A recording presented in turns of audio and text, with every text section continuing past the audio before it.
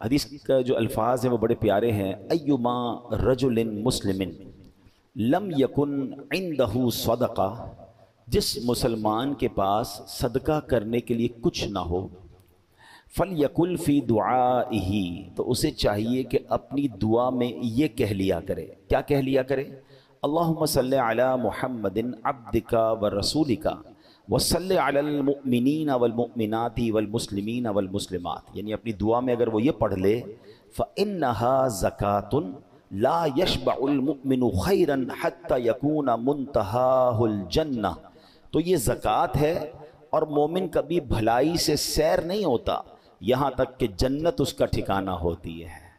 صدقہ دینے کو نہیں، درود پڑھ لے اور یہ والا درود پڑھ لے تو فرمایا یہ اس کے لیے زکوٰۃ ادا ہو جائے، یعنی اس کی طرف سے یہ زکوٰۃ ہے. اور پھر فرمایا کہ مومن کبھی بھلائی سے سیر نہیں ہوتا، نیکیوں سے جی نہیں بھرنا چاہیے.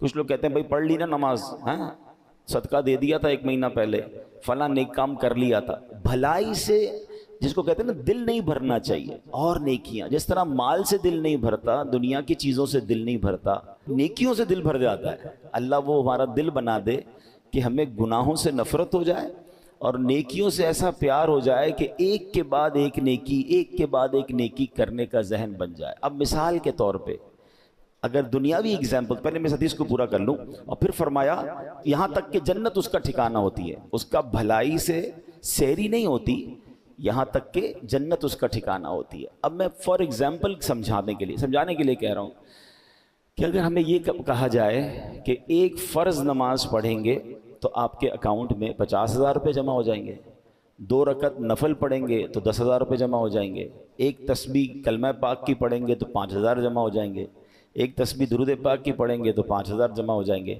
اب بتائیے کتنی تسبیح پڑھیں گے، کتنے نفل پڑھیں گے اور کون سی نماز قضا کریں گے؟ ٹھیک ہے نا. یعنی دنیا کی چیزیں ہوں تو پھر بندہ نہ دن دیکھتا ہے نہ رات دیکھتا ہے، کسی طرح دنیا کا مال آتا رہے. لیکن اگر ہمیں یقین ہو جائے کہ میرا ہر سجدہ، میری ہر نماز، میری ہر تسبیح میرے لیے جنت کے خزانے جمع ہو رہے ہیں تو پھر سیری کیسے ہوگی؟ پھر دل کیوں بھرے گا؟ بس صرف ذہن بنانے کی دیر ہے. 50-60 سال کی زندگی میں پیسے مل جائیں تو میں محنت کرنے کے لیے تیار ہوں. 60 سال ہی جیئیں گے نا، 70 جی لیں گے، 80 جی لیں گے، کتنا جیئیں گے؟ لیکن مرنے کے بعد قیامت تک قبر میں رہنا ہے، وہ پتہ نہیں کتنے 100 سال رہنا ہے، اور اس کے بعد قیامت کا دن 50,000 سال کا دن، اور پھر نہ ختم ہونے والی جنت جس کی کوئی ایکسپائری ڈیٹ نہیں ہے. تو میں 70 سال کی زندگی، 80 سال یا 60 سال کی زندگی کے لیے تو اتنی کوشش کروں، اور جو نہ ختم ہونے والی آخرت والی زندگی ہے اس میں سستی کروں.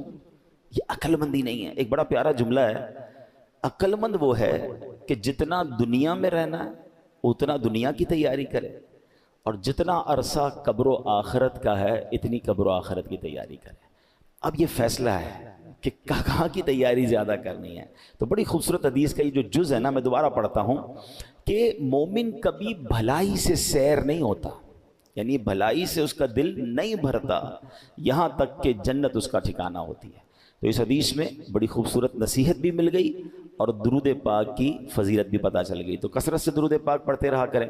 السلام خسرو دنیا و دین، السلام اے راحت جان حزین، السلام اے نور ایمان، السلام السلام اے راحت جان، السلام غمزدوں کو آپ کر دیتے ہیں شاد، سب کو مل جاتی ہے منہ مانگی مراد، کیجئے رحمت حسن پر کیجئے، دونوں عالم کی مرادیں دیجئے. درود پاک پڑھ لیں. صلو علی الحبیب صلی اللہ تعالی علی محمد صلی اللہ علیہ وسلم. ویسے تو یہ کسی بھی دن درود پاک پڑھیں گے فضیلت ہے، مگر ہم ہر جمعے کو جمعے کے دن کی فضیلت بھی بیان عموماً کرتے ہیں کہ حدیث پاک کا مضمون ہے کہ جو جمعہ کے دن 200 بار درود پاک پڑھے اس کے 200 برس کے گناہ معاف کر دیے جاتے ہیں.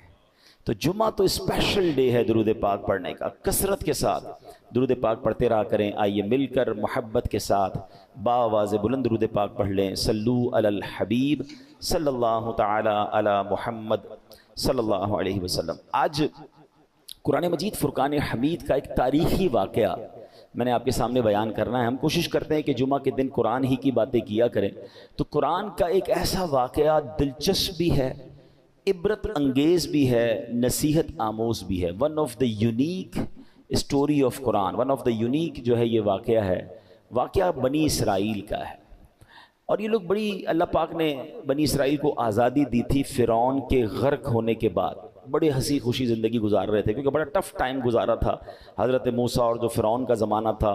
حضرت موسیٰ اپنے ساتھیوں کے ساتھ دریائے نیل سے پار لگ گئے تھے اللہ کی عطا سے، اور فرعون غرق ہو گیا تھا، تو بڑا ہیپیلی لائف گزار رہے تھے۔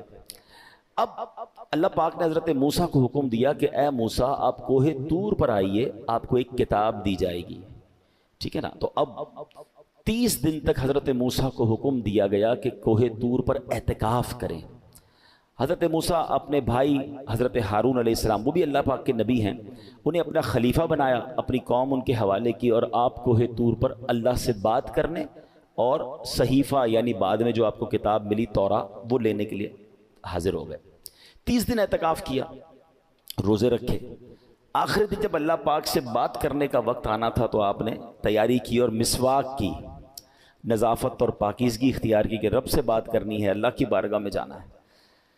جب اللہ پاک سے بات کرنے کا موقع آیا، ہم کلامی کا شرف ملا، تو اللہ پاک نے فرمایا اے موسیٰ آپ نے روزے رکھے اور آپ کے منہ میں جو مہک تھی وہ میرے نزدیک مشک سے بھی زیادہ عزیز ہے، آپ نے مسواک کر کے وہ مہک ختم کر دی ہے، لہٰذا 10 دن مزید روزے رکھیں۔ اب یہاں تھوڑا سا رک جائیں، پتہ چلا کہ روزہ اللہ کو کتنا پسند ہے کہ جب ہم روزے سے ہوتے ہیں نا تو افطار سے پہلے آپ نے دیکھا ہوگا کہ ہمارے منہ میں ایک مہک ہو جاتی ہے، ایک جس کو ہم بو کہتے ہیں نارملی۔ ہمیں مزہ نہیں آ رہا ہوتا کہ یار پیسٹ نہیں کر پا رہے، حالانکہ روزے میں مسواک کرنے کی تو اجازت ہے، لیکن ہم زیادہ صفائی پیسٹ وغیرہ سے نہیں کر پا رہے ہوتے۔ تو فرمایا جو بھوک کی وجہ سے، روزے کی وجہ سے روزہ دار کے منہ سے بو آتی ہے وہ اللہ کو مشک سے زیادہ پسند ہے۔ تو اس سے